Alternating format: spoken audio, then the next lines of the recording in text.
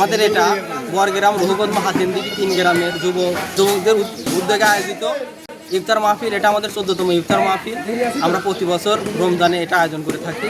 এখানে আমরা 1000-1200 মানুষ দাওয়াত দিই এবং প্রতি বছর ইফতার মানে রমজানের শুরুতে 1 তারিখে আমরা মিটিং কল করি। মিটিংয়ে আমরা যে যার মতো চাঁদা দিই এবং সেই চাঁদার টাকা দিয়ে আমরা সবাইকে গ্রহণ করেন এবং দোয়ায় শরীক হওয়ার চেষ্টা করুন।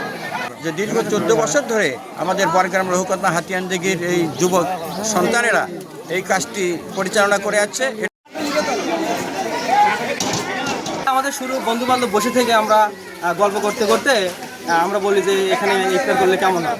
শুরুতে আমরা 14-15 জন মিলে 50 জনের মতো মানুষকে আমরা ইফতার করাই। তারপরে আস্তে আস্তে এটা বৃদ্ধি পেতে পেতে এখন আমরা 70-80 জন সদস্য আছি এবং সেই সদস্য মিলে 100 জনের মতো হয়। তারা মিলে 1000 থেকে 1200 মানুষকে আমরা ইফতারি করাই এবং পাড়ার মহিলা আছে তাদেরকে আমরা ইফতারি দিয়ে থাকি। যারা দুস্থ অসহায় তাদেরকে পৌঁছে দেয়।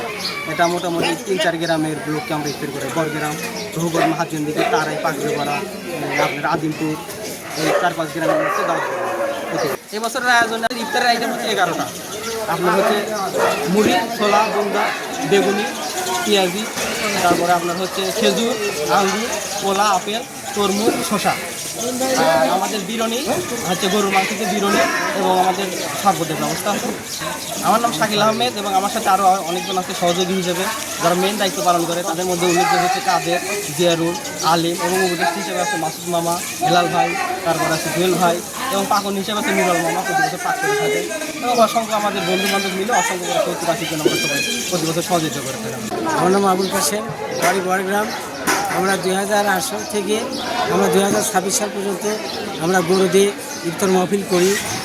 আমরা প্রথম সদস্য ছিলাম 5 জন, 5 জন থেকে 27 জন, 27 জন থেকে মোটামুটি এখন 80-90 জন হয়েছে।